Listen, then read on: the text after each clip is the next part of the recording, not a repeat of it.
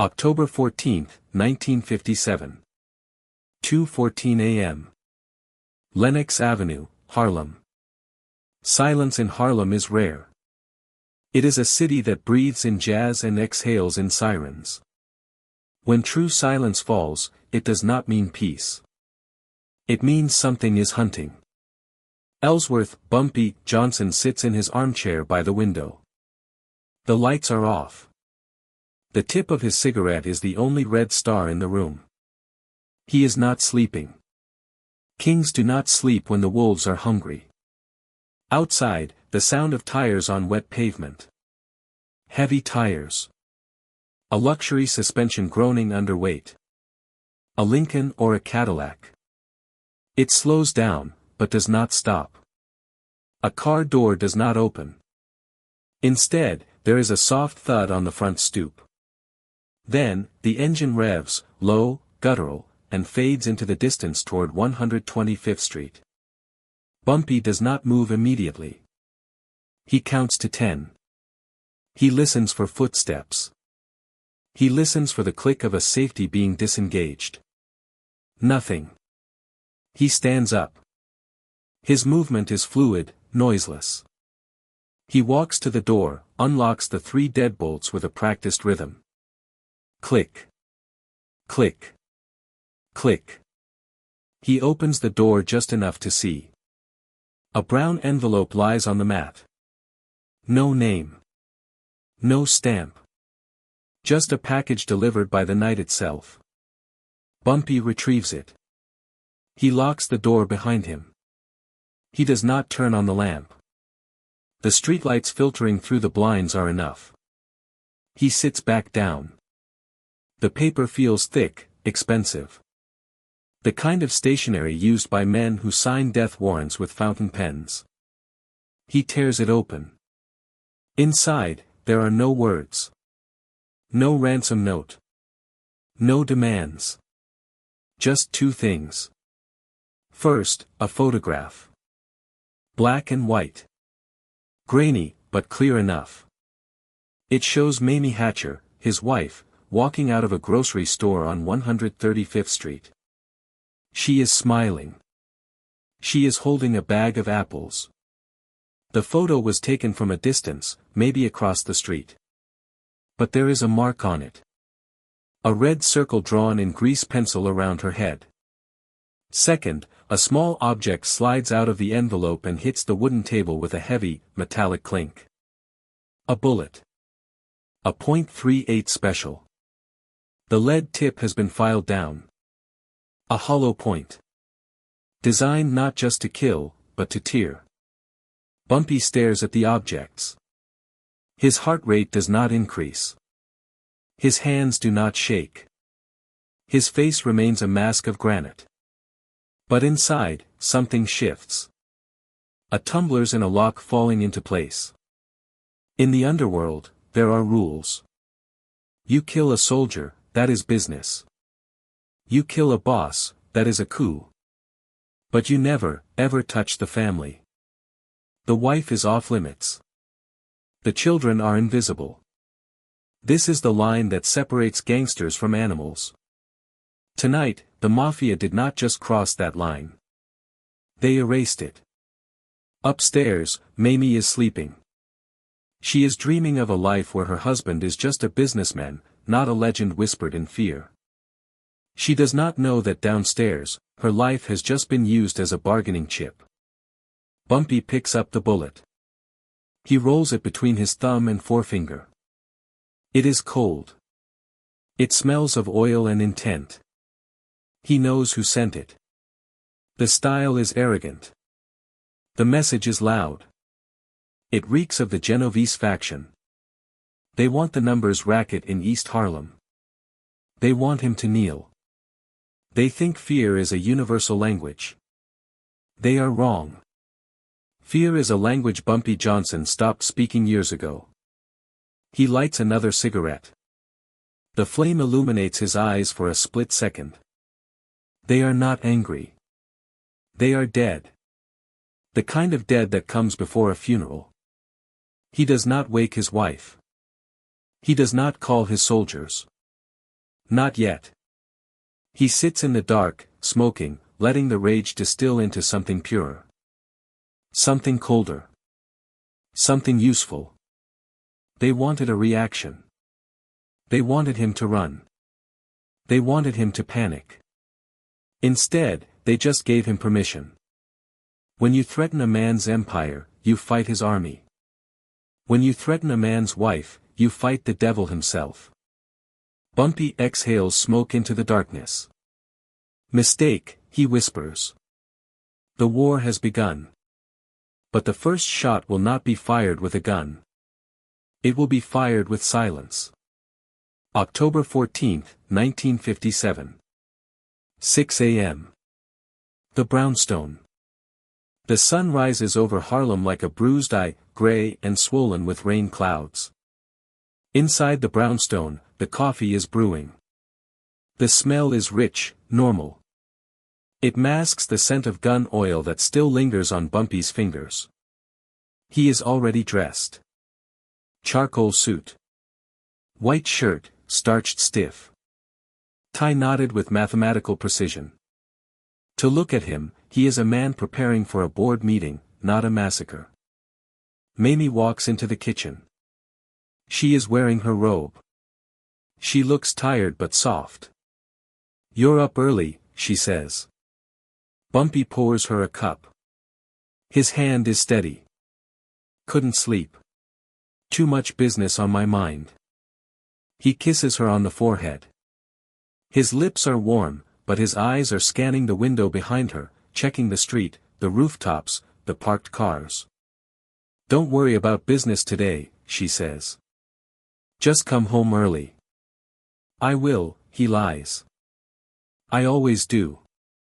He watches her drink the coffee. He thinks about the photo in his pocket. The red circle around her head. He thinks about how fragile this domestic peace is. One shattered window, one loud noise, and it's gone. At 7 a.m., Mamie leaves to visit her sister. Bumpy waits by the window until he sees her turn the corner. Then, the mask drops. "Get them in here," he says to the empty room. The back door opens. Willie and Junie step inside. They have been waiting in the alley since 3 a.m.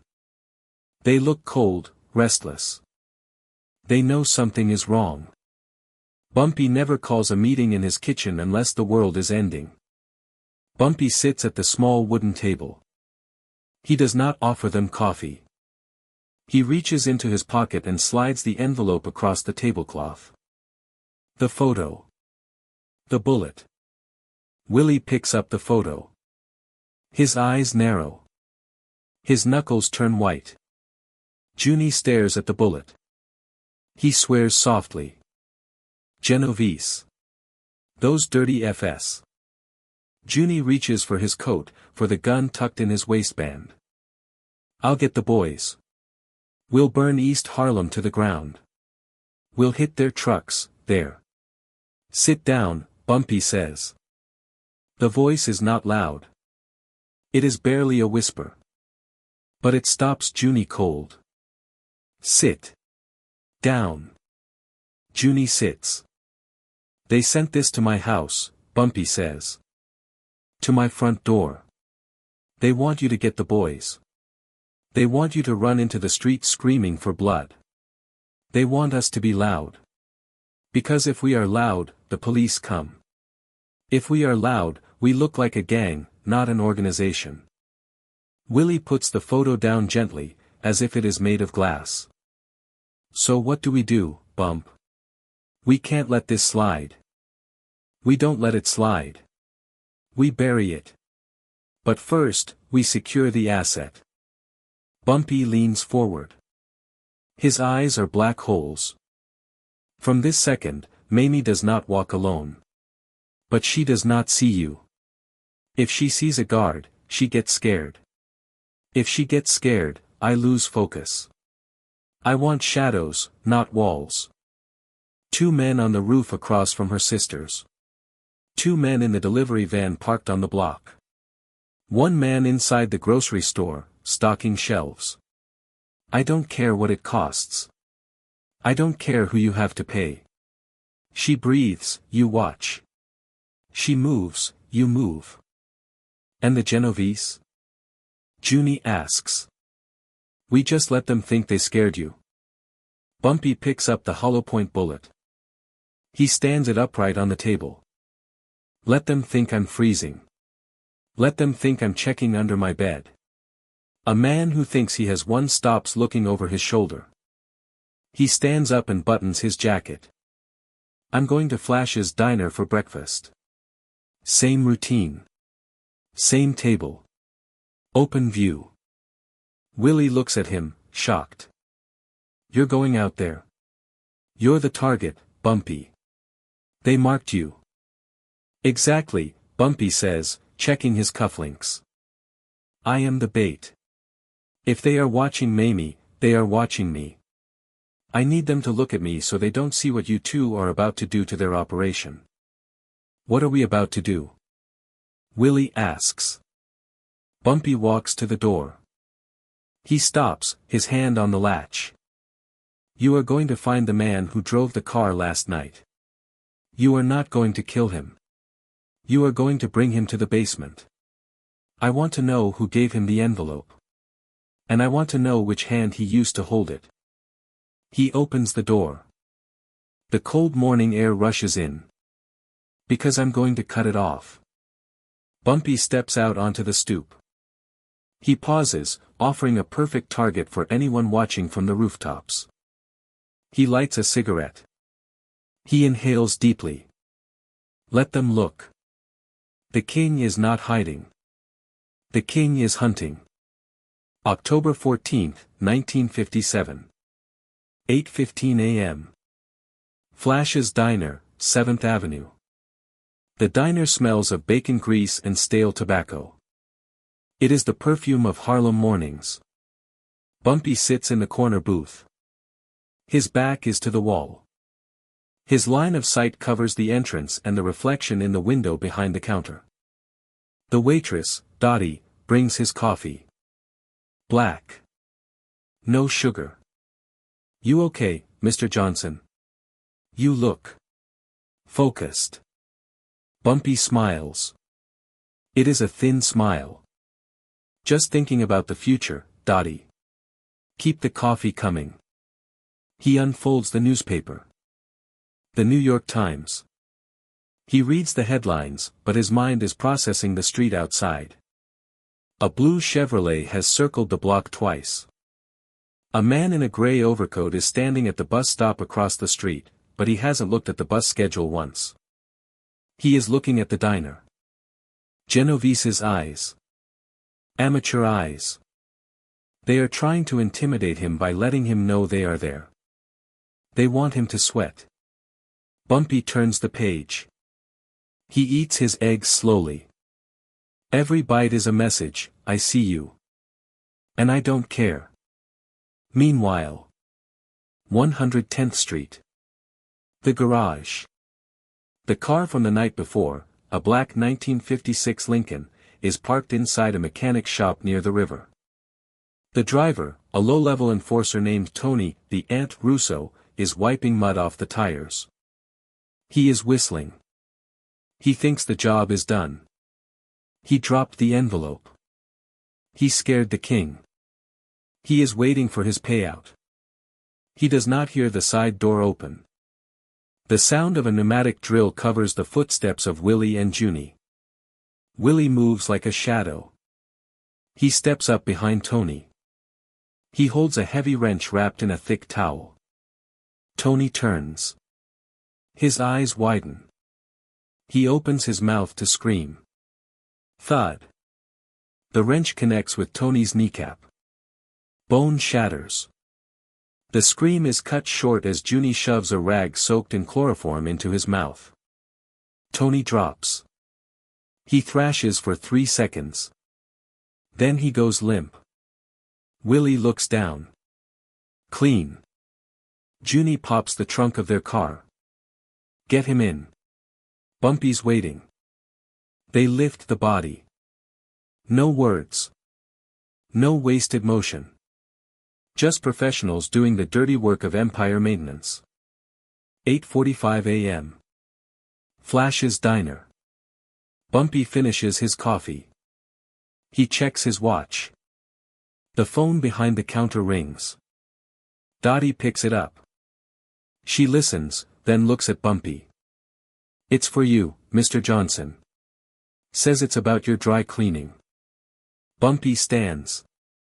He takes the receiver. "Yeah." Willie's voice is on the other end. Calm. Flat. "The laundry is in the hamper." "Is it dirty?" Bumpy asks. "Filthy. But it's ready for the wash." "I'm on my way." Bumpy hangs up. He leaves a $5 bill on the table, enough to cover the meal and a generous tip. He puts on his hat. He walks to the door. He stops in front of the window. He looks directly at the man in the gray overcoat across the street. He holds the gaze for 3 seconds. The man flinches. Looks away. Bumpy pushes the door open. The bell jingles, a cheerful sound in a city preparing for violence. He steps onto the sidewalk. He does not run. He walks toward his car where his driver is waiting. The bait has been taken. The trap has been sprung. Now, it is time to go underground. To the basement. Where rules do not exist. Where the only law is pain. And where Bumpy Johnson will get the name of the man who dared to threaten his wife. The morning is over. The lesson is about to begin. October 14, 1957. 9:30 a.m. The basement. The basement is under a laundromat on 142nd Street. It smells of detergent from above and damp earth from below. The sound of washing machines rumbling overhead creates a rhythmic, dull thumping. Like a giant heart beating in the ceiling. Tony, the Aunt Russo, wakes up. He is tied to a heavy wooden chair. His hands are taped to the armrests. His mouth is dry. His knee throbs with a white-hot agony that makes his vision blur. He sees 3 men. Willie stands by the stairs, cleaning his fingernails with a small knife. Junie leans against a support beam, holding a heavy length of pipe. And in the center, sitting on a metal folding chair directly across from him, is Bumpy Johnson. Bumpy is smoking. He looks relaxed. He crosses his legs, careful not to crease his trousers. "Tony," Bumpy says. "You have a nice car." "A Lincoln." "Smooth ride." Tony swallows. "Mr. Johnson.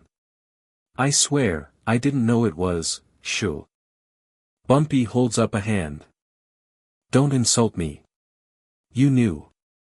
You drove the car. You walked up the steps. You dropped the envelope." Bumpy leans forward. The smoke from his cigarette drifts into Tony's face. "I have a question, Tony. It is a very specific question."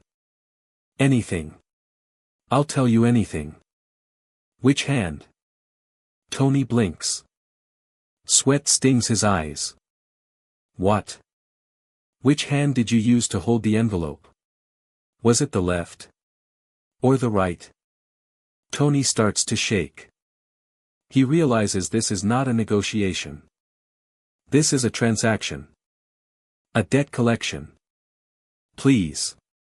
Mr. Johnson. I was just the driver. I didn't look inside." "You touched a threat against my wife," Bumpy says softly. "That makes you part of the threat. Now. Which hand?" Tony looks at his hands. He looks at Bumpy's eyes. He sees no mercy there. Just a cold, hard wall. "The right," Tony whispers. "It was the right." Bumpy nods. He stands up. He places his cigarette on the edge of a table. He picks up a heavy meat cleaver. It is old, but the edge is bright silver. Freshly sharpened. Willie, Bumpy says. Willie moves fast. He grabs Tony's right wrist. He slams it down onto the small wooden table next to the chair. He holds it there with the grip of a vice. Tony screams. No. No. I'll tell you who sent me. It was Fat Giano. Joe Giano. Genovese's capo. Please. Bumpy pauses. The cleaver hovers inches above the wrist. Giano, Bumpy repeats. The one who runs the docks in East Harlem. Yes. Yes. He gave me the envelope. He said. He said it would make you fold. He said Genovese wants the numbers. Bumpy looks at the hand. Then he looks at Tony. You gave me the name. That is good. That saves your life. Tony sobs with relief. Thank you. Thank you, Bumpy. I swear I'll never. But, Bumpy continues, a man must keep his word. And I made a promise to myself this morning. Bumpy raises the cleaver. You threatened my wife. Thwack. The sound is wet and heavy. Like a butcher hitting a side of beef. Tony's scream is swallowed by the rumble of the washing machines above. Bumpy steps back. He does not get a drop of blood on his suit. He picks up his cigarette. He takes a drag. Clean it up, Bumpy says to Willie. Cauterize the wound. Drop him in front of Giano's social club. Put the hand in his pocket. He walks to the stairs. He stops and turns back to the sobbing, broken man. Tell Giano I got his message. And tell him I'm sending a reply. Bumpy walks up the stairs, into the light and the smell of clean laundry. He has the name. He has sent the first warning. Now, he goes for the capo. The pawn has been removed from the board. It is time to take the night. October 14, 1957. 11:45 a.m. East Harlem. The Palermo Social Club on 116th Street is the heart of the Genovese operation in Harlem. It smells of espresso, cigars, and arrogance. Joe Giano sits at his usual table near the window.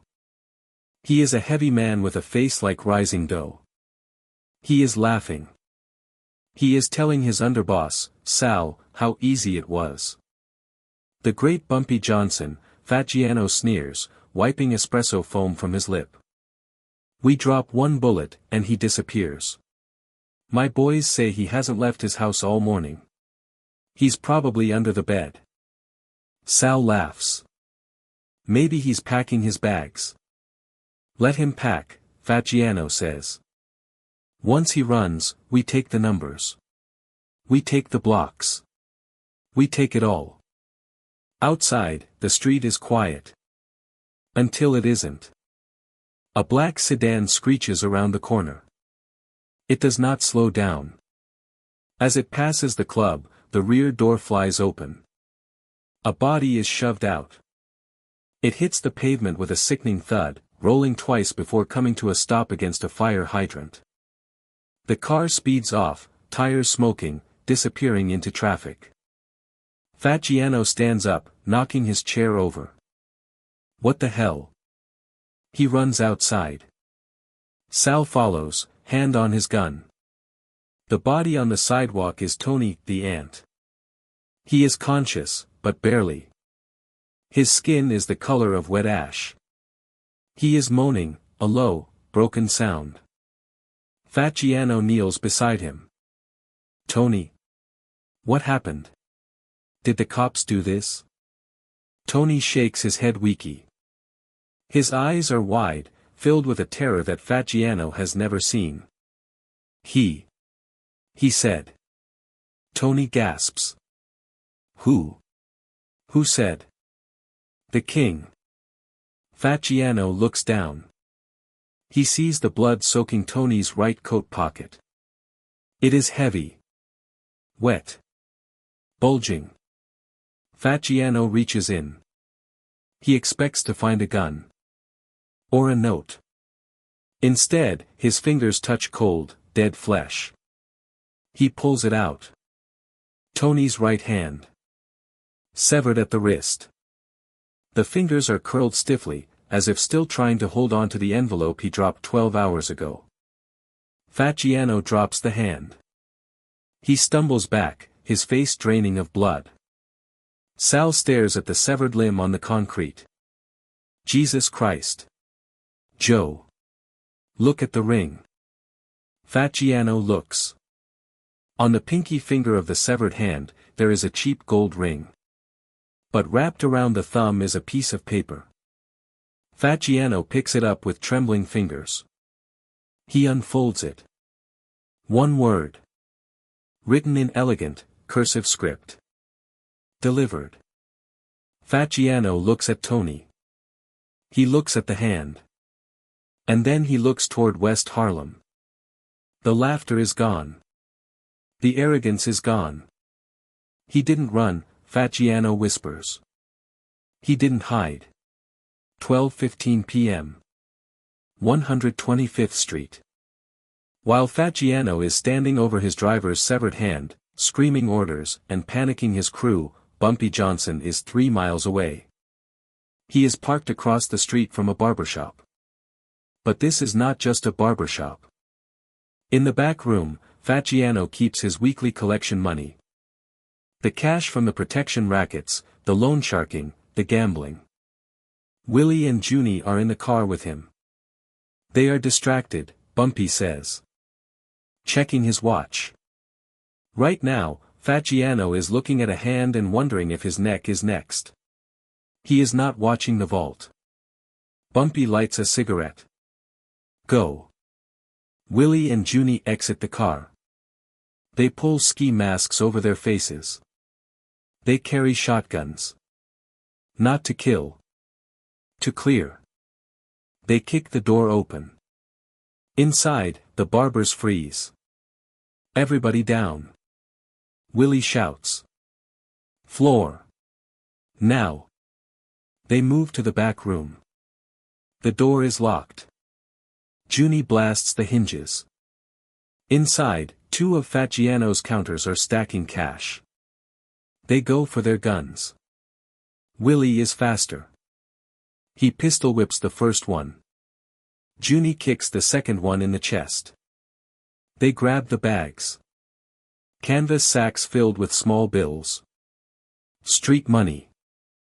Facciano's lifeblood. They are out in 90 seconds. Back in the car. The engine revs. How much? Bumpy asks. Maybe 50 grand, Willie says, breathing hard. Maybe more. Bumpy nods. Good. We don't keep it. Willie turns. What? We don't keep it, Bumpy repeats. Take it to the orphanage on 137th. And the church on 140th, dump it in the donation boxes. Bumpy, that's 50 grand. This isn't a robbery, Willie. It's a demolition. I don't want his money. I want him to know that I can take everything he has, and I don't even need it. Bumpy puts the car in gear. Facciano lost a hand. Now he's lost his wallet. He is going to be angry. He is going to be desperate. Bumpy's eyes are cold. And a desperate man calls his boss. The first phase is complete. The pawn is broken. The knight is crippled. Now, Bumpy waits for the king to answer. October 14, 1957. 2 p.m. Greenwich Village. The study of Vito Genovese is dark, smelling of mahogany and old sins. He sits behind a desk that is too large for him, but perfect for his ego. Joe Facciano stands before him. Or rather, he sways. He is pale, holding a bloody towel against the pocket where a hand used to be. He robbed the drop, boss, Facciano whispers. He took the cash. And he sent. This. Fatgiano places the note on the desk. Delivered. Genovese does not look at the note. He looks at Fatgiano. You let a Milan take my money. You let him cut off your driver's hand. And you come here, bleeding on my rug, to tell me?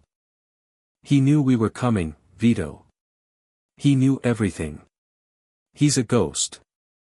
Genovese stands up. He is not a tall man, but in this room, he is a giant. He is not a ghost. He is a man. And men bleed.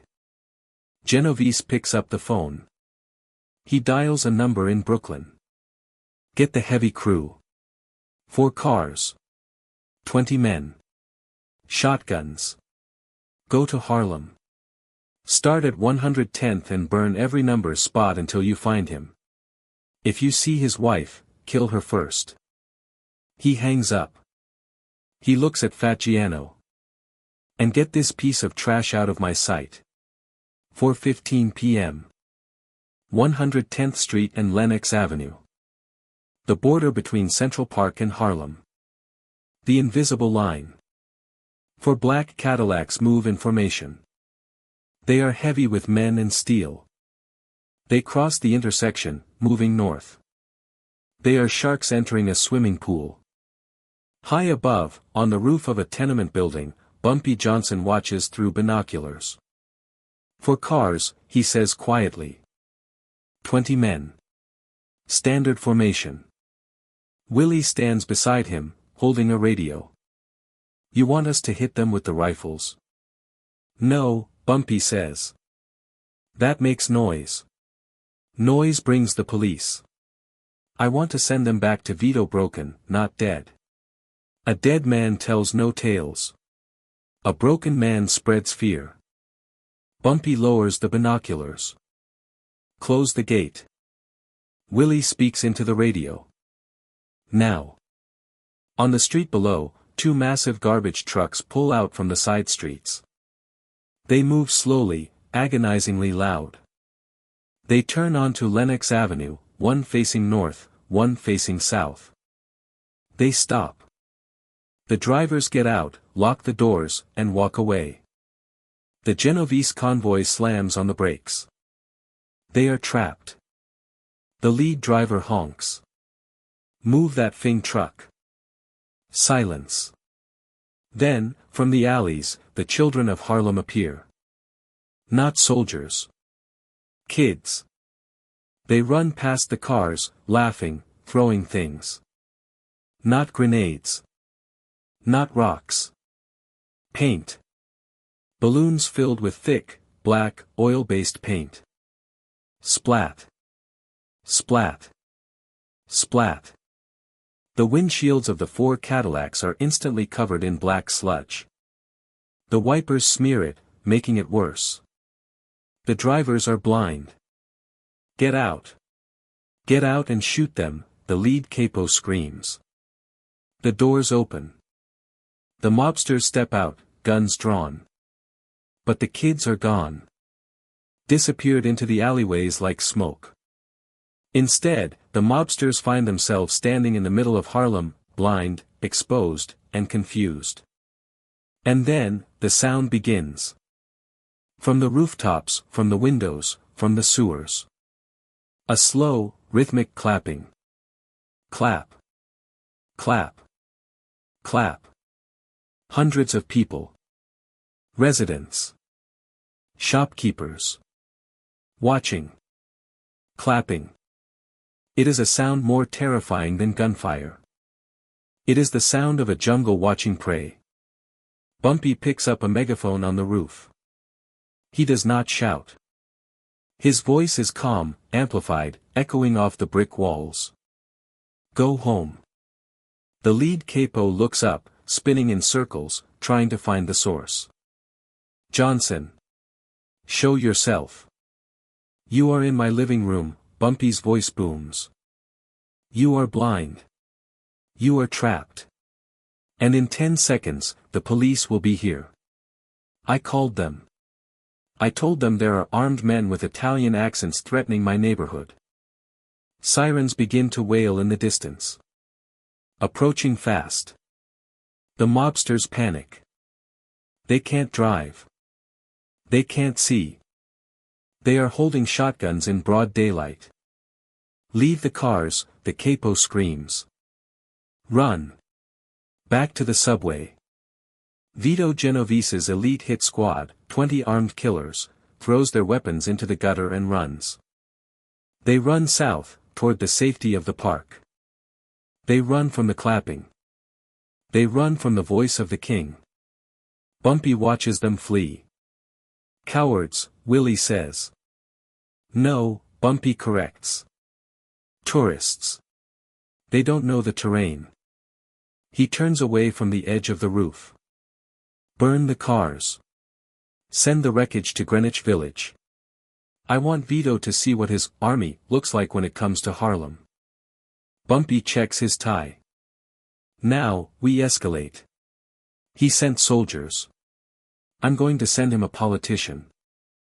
We going to see the mayor? Willie asks. No, Bumpy smiles.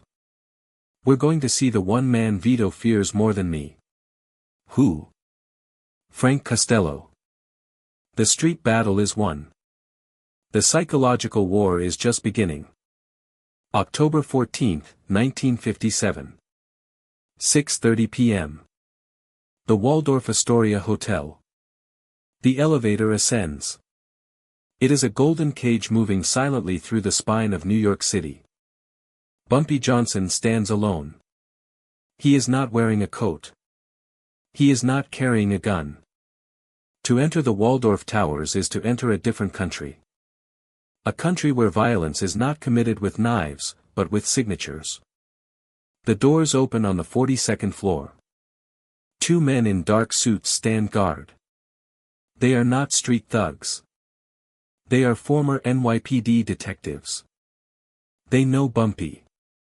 He's expecting you, Mr. Johnson, one says, stepping aside. No pat down. Bumpy smiles coldly. If I wanted him dead, I wouldn't need a gun. He walks down the plush hallway. The door at the end is open. Inside, Frank Costello, the Prime Minister of the underworld, sits in a velvet armchair. He is peeling a pear with a small silver knife. The room smells of lavender and expensive brandy. Costello does not look up. You made a mess on Lenox Avenue today, Bumpy. Paint? Really? Better than blood, Frank, Bumpy says, taking the seat opposite him. I showed restraint. I showed mercy. Costello slices a piece of pear. Vito is screaming. He says you humiliated his men. He says you robbed his bank. He is calling for a commission vote to sanction a hit on you. Let him scream, Bumpy says. But before you vote, you need to see this. Bumpy reaches into his pocket. The guards tense up. He pulls out the envelope. The photograph of Mamie. The hollow point bullet. He places them on the low table, right next to the silver fruit knife. Costello looks.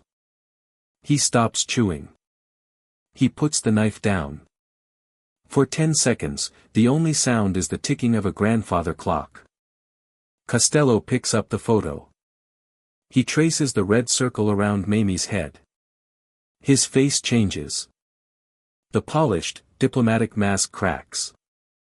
Underneath, the old gangster appears. The one who survived the Castellammare's war. He sent this to your house? Costello asks. His voice is quiet, dangerous. To my doorstep. While my wife was sleeping. Costello drops the photo. He looks disgusted. Like he has just stepped in sewage. Vito is a peasant, Costello mutters. He has no class. He has no code. We do not touch the wives. We do not touch the homes. He crossed the line, Frank, Bumpy says. And because he crossed it, I stepped over it too. I took his money. I broke his driver. But I didn't kill his soldiers. I left them alive so they could tell you exactly what happened. Bumpy leans forward. I am not here to ask for permission to kill him. I am here to offer you a choice. Costello raises an eyebrow. A choice? If the commission backs Vito, Bumpy says evenly, if you sanction this hit. Then I release the rules. I will turn Harlem into a graveyard for every Italian soldier who steps north of 110th Street. I will hit the trucks. I will hit the warehouses. I will hit the families. You are threatening the 5 families? No. I am promising you chaos. Bad for business. Bad for politics. Bumpy pauses. Or. You make a phone call. You tell Vito that the commission does not support men who threaten women. You isolate him. You let me handle my business with him, and the commission looks the other way. Costello picks up the silver knife again. He stares at the bullet. He knows Bumpy is right. Vito Genovese is a rabid dog. He is dangerous to everyone, including the Mafia itself. If I make this call, Costello says, Vito will lose face. He will be desperate. I am counting on it, Bumpy replies. Costello sighs. He picks up the receiver of the rotary phone on the table. You have 24 hours, Bumpy. After that, whatever happens, happens. But remember one thing. What? When you corner a rat, it doesn't fight. It infects. Bumpy stands up. Thank you for the tea, Frank. He turns to leave. Bumpy, Costello calls out. Bumpy stops. Make it clean. The Waldorf doesn't like stains. Bumpy walks back to the elevator. The doors close. The political shield is in place.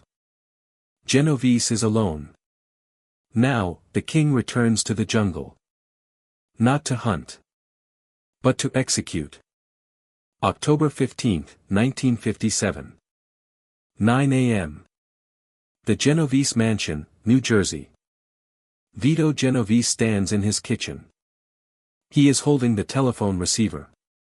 The line is open, but there is no voice on the other end. Just the hum of electricity. He hangs up. He dials again. This time to Carlo Gambino in Brooklyn. Ring. Ring. Ring. Then, a click. Not a voice. A secretary. Mr. Gambino is unavailable. He has gone to the country for a few days. Vito slams the phone down. The plastic cracks. Gone to the country, he hisses. In the middle of the week. He tries Tommy Lucchese. Mr. Lucchese is in a meeting.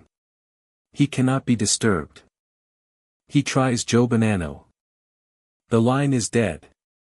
Vito turns to his consigliera, Michelle. They aren't answering. None of them. Michelle looks pale. He knows what this means. In their world, silence is not an absence of noise. It is a verdict. Costello made the call, Michelle whispers. He isolated us, Vito. You are on an island. Vito's face turns purple. I am not on an island. I am the ocean. If they won't help me, I will burn Harlem myself. Get the heavy squad back. Get everyone. We go tonight. Michelle hesitates. Boss. Half the crew didn't show up this morning. They heard rumors. They heard the commission declared this a personal matter. They don't want to die for a grudge. Vito grabs a wine bottle and hurls it against the wall. It shatters, red wine dripping like blood. Then find men who will. I want Bumpy Johnson dead by sunrise. 11 p.m. East Harlem. The waterfront. While Vito is screaming in New Jersey, Bumpy Johnson is sitting in a car parked under the Queensboro Bridge. He is watching a warehouse. Warehouse 4B. The primary storage facility for Genovese's heroin shipments. Willie sits in the driver's seat. You think Costello came through? Willie asks. Bumpy lights a cigarette. Frank is a politician. He hates mess. Vito is a mess. Frank didn't just isolate him. He gave the police a tip. The police? Willie looks confused. Since when do we work with the cops? We don't, Bumpy says. But tonight, the enemy of my enemy is my employee. At 11:05 p.m., the night explodes. 6 NYPD trucks scream around the corner. Sirens wailing. Floodlights turn the dark waterfront into noon. 50 officers in riot gear storm Warehouse 4B. Axes smash through the wooden doors.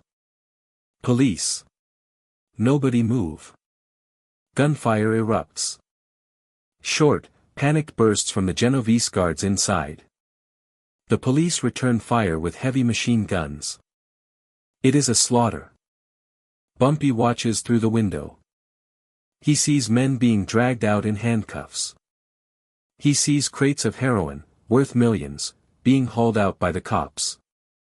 This is Vito's retirement fund. His power base. His leverage.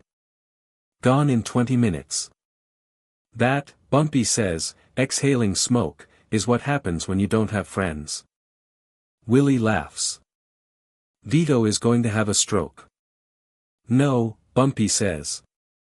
He is going to panic. A man who loses his army is dangerous. But a man who loses his money is suicidal. Bumpy taps the dashboard. Drive to the payphone. 11:45 p.m. A phone booth on First Avenue. Bumpy dials the number of the Genovese mansion. It rings once. Vito answers immediately. He is expecting news from his hit squad. Yeah. Vito barks. Vito, Bumpy says. His voice is like calm water. There is a silence on the other end. Heavy. Breathing. Johnson. Vito's voice trembles with rage. You are a dead man. I will cut your heart out. You don't have a knife anymore, Vito, Bumpy says. I took your money. I took your soldiers. And the police just took your heroin. I will kill you. Vito screams. I will come there myself. That is exactly what I want, Bumpy says. Stop hiding behind your men. Stop sending boys with envelopes. If you want my life, come and take it. Name the place, Vito snarls. Name the place and I will bury you there. 125th Street train station. Under the tracks. Midnight. Just you. Just me. I'll be there, Vito says. Alone. Bumpy hangs up. He steps out of the booth. Willie is waiting. He agreed. He agreed. You think he'll come alone? Not a chance, Bumpy says. He will bring everyone he has left. He thinks it's a trap. Is it? Bumpy smiles. It is the smile of a wolf who has just herded the sheep into the ravine. No, Willie. It's not a trap. It's a public execution. But not by my hand. Then whose? Bumpy looks up at the dark steel structure of the train tracks above. The only thing stronger than the Mafia. The final pieces are set. The king has called check. Now, the board will be cleared. October 15, 1957. Midnight. Under the Park Avenue Viaduct. The meeting place is a cathedral of steel and rust. Above, the commuter trains scream toward Grand Central. Below, the shadows are thick enough to choke a man. Bumpy Johnson is waiting. He sits on a solitary wooden crate in the center of the underpass. He is smoking. The cherry of his cigarette glows like a single red eye in the dark. He is alone. At 12:01 a.m., the headlights appear. Not one car. 3. Vito Genovese did not come alone. He brought a firing squad. The cars screech to a halt, forming a semicircle around Bumpy. Doors open. 12 men step out. They are armed with Thompson submachine guns and shotguns. Vito Genovese steps out of the middle car. He wears a camel hair coat that looks too clean for this filth. He looks at Bumpy sitting alone on the crate. He smiles.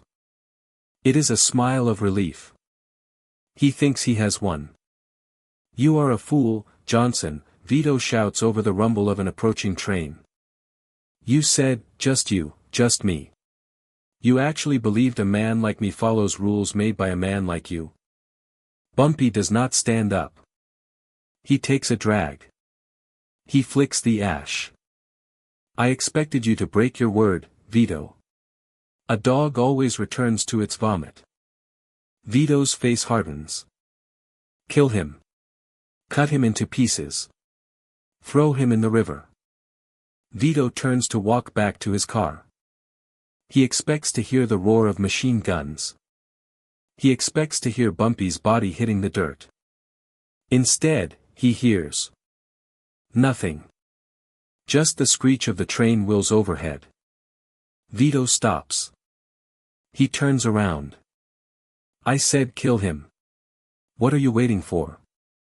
The 12 men are standing still. They are not looking at Bumpy. They are looking at Vito. Slowly, methodically, the man on the far right, Vito's own capo, the one who replaced Fatgiano, racks the slide of his shotgun. Chunk. He does not aim it at Bumpy. He aims it at Vito's chest. The other 11 men follow suit. 12 guns. All pointing at the boss of the Genovese family. Vito stumbles back. "What? What is this? I pay you. I own you." Bumpy stands up now. He drops his cigarette and crushes it under his heel. "You pay them with money, Vito. But you paid them with dirty money. Heroin money. And today, the police took all your heroin." Bumpy walks forward. He walks right past the barrels of the guns. He steps into the circle. "Costello made a call," Bumpy says softly. "He told the commission what you did. He told them you threatened a wife. He told them you are reckless. And the commission decided that a reckless boss is a liability." "These aren't your men anymore, Vito," Bumpy whispers. "They are the commission's men. And right now, they are waiting for a signal." Vito looks at the faces of his soldiers. He sees no loyalty. Only calculation. They know Vito is finished. They are betting on the winner. "You can't do this," Vito gasps. "I am a boss. You cannot kill a boss without a trial." "I'm not going to kill you," Bumpy says. "I told you, I don't want your blood. I want your submission." Bumpy reaches into his pocket. Vito flinches. Bumpy pulls out a piece of paper. It is a contract. "This transfers all numbers rackets in East Harlem to my control. Indefinitely. And it states that the Genovese family will never, ever set foot north of 110th Street again." Bumpy holds out a fountain pen. "Sign it. Or the train comes." Above them, the 12:05 express from New Haven approaches. The ground begins to shake. The noise becomes deafening. A wall of sound that would mask 12 shotgun blasts perfectly. "The train is coming, Vito," Bumpy says, his voice cutting through the noise. 30 seconds. If that train passes and you haven't signed, they shoot. And nobody will hear a thing. Vito looks at the guns. He looks at the train lights flashing on the steel beams. He looks at Bumpy's eyes. He sees his death. Vito Genovese, the most feared man in New York, falls to his knees. He takes the pen. His hand is shaking so hard he can barely hold it. He signs. The train roars overhead. Clack clack. Clack clack. The noise is apocalyptic. But no shots are fired. Vito drops the pen. He is weeping. Not from sadness. From the total, absolute destruction of his ego. Bumpy picks up the contract. He checks the signature. He looks at the capo. Get him out of here. If I see him in Harlem again, don't wait for a train. Bumpy turns and walks away into the darkness. He leaves the boss of the Genovese family kneeling in the dirt, alive, but utterly destroyed. The bullet has been returned. The message has been received. October 16, 1957. 7 a.m. The brownstone. The morning sun hits the stoop of the brownstone on 121st Street. It is a clean light. The rain from the previous days has washed the streets. Inside, the kitchen is quiet. The smell of coffee fills the air. Mamie Hatcher walks downstairs. She slept well. She does not know about the severed hand. She does not know about the riot on Lenox Avenue. She does not know about the train that almost ended the Genovese crime family 6 hours ago. She sees her husband sitting at the kitchen table. He is reading the newspaper. Next to his coffee cup, there is a piece of paper. Not a newspaper. A contract. Handwritten. Signed with a shaky hand. You're up early again, Mamie says, pouring herself a cup. Bumpy folds the paper and puts it in his pocket. Just finished some paperwork, he says. Did you resolve that business problem? Bumpy smiles. It is a genuine smile this time. The wait is gone. Yes. It's resolved. The competition decided to relocate. Mamie kisses his cheek. Good. I don't like it when you worry. She walks to the stove to start breakfast. Bumpy looks out the window. Outside, on the corner, the black sedan that had been parked there for 3 days, the Genovese lookout car, is gone. In its place, a group of kids are playing stickball. The street belongs to Harlem again. Vito Genovese returned to New Jersey a broken man. The story of the train tracks spread through the underworld like a virus. He didn't lose his life, but he lost his myth. A boss who kneels is no longer a boss. 2 years later, he would be imprisoned on narcotics charges, trapped by the very system Bumpy used against him. Frank Costello retired to his garden, keeping his promise. The 5 families never sanctioned a hit on Bumpy Johnson again. They learned the lesson that Vito missed: you can fight a soldier, but you cannot fight a man who weaponizes the truth. October 16, 1957. 10 a.m. 125th Street. Bumpy walks down the avenue. He walks alone. No bodyguards. He stops at the newsstand. He buys a pack of cigarettes. Morning, Mr. Johnson, the vendor says. Quiet day today. Bumpy lights a match. He inhales deeply.